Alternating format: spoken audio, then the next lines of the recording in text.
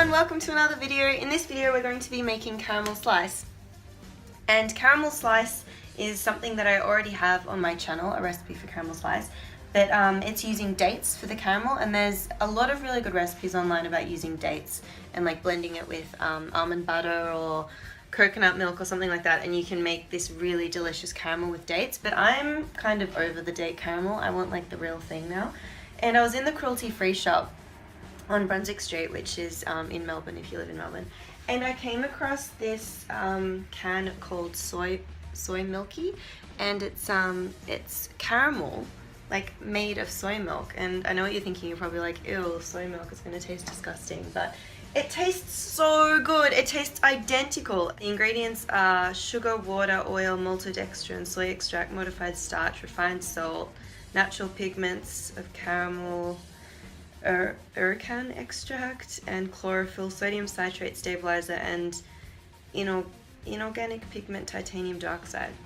So whatever, but yeah, it's really good. It's really tasty. It tastes like real caramel. I don't think you'll need to actually cook this on the stove, because when I opened it, it was really thick and creamy already. So the consistency already has the consistency of caramel if you were to use, because usually in recipes you use condensed milk and you heat that up on the stove, and then that turns into caramel over a long time.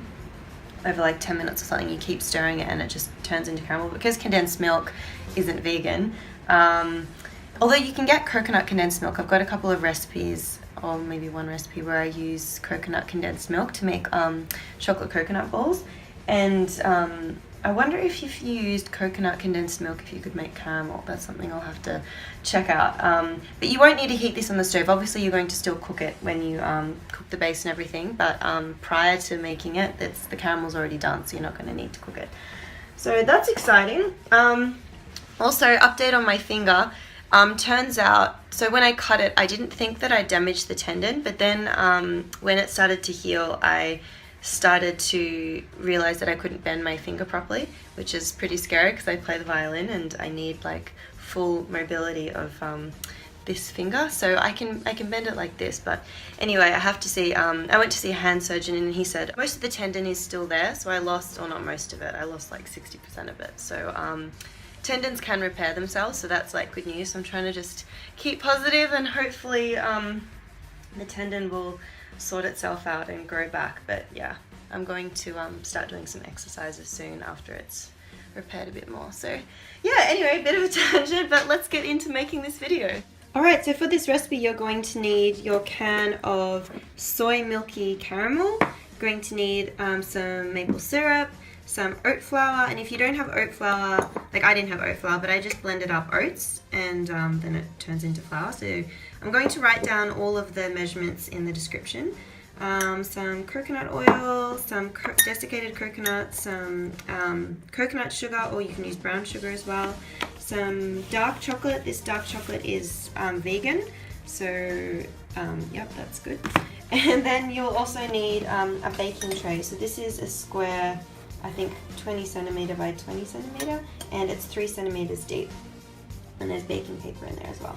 So yeah, that's everything you're going to need.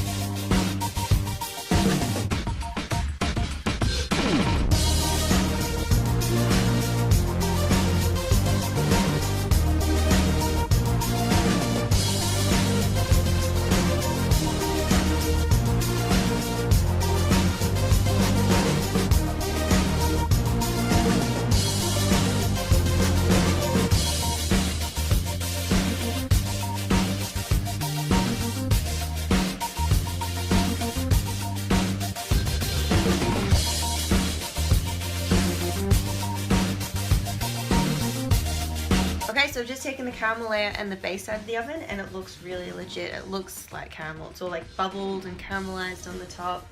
I'll show you what it looks like now. So I'm really excited about this Soy Milky stuff. It looks really promising because I've never made this before. It's my own recipe, and yeah, it looks like it's going to turn out, which is awesome. So yeah, next you have to put the caramel and the base in the fridge for about 3 or 4 hours, so it has to go cool. And then you're going to melt the chocolate and then put the chocolate over the top. You can use like a double boiler to melt the chocolate, but I'm lazy, so I just put it in the microwave. The only thing is with chocolate and tempering it and stuff, don't mix it with like a wet spoon, or make sure there's no water at all, because as soon as you add like a drop of water in melted chocolate, it just like coagulates, I think that's the word, and it goes all lumpy, so don't do that. So make sure you use a really dry spoon to mix it up.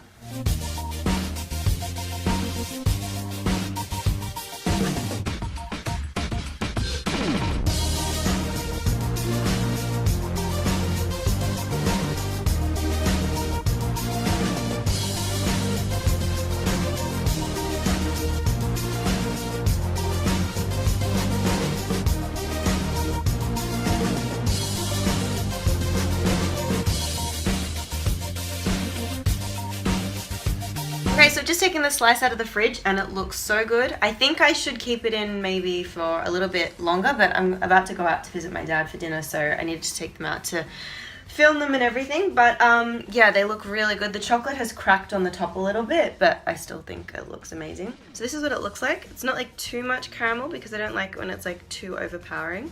And the base is like really solid but like chewy. So yeah, the texture's gonna be amazing. So I'm just gonna try it.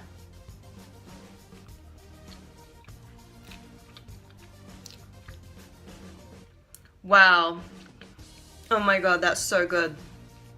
That's really, really good. That's like original caramel slice. That's an amazing recipe. Needs to be in the fridge a little bit longer because I think the caramel is like a little bit too gooey. But if you like gooey caramel, then perfect. So yeah, I hope you liked this video, and if you did, please give it a thumbs up. And yeah, subscribe if you haven't subscribed, and I'll see you in my next video. Bye!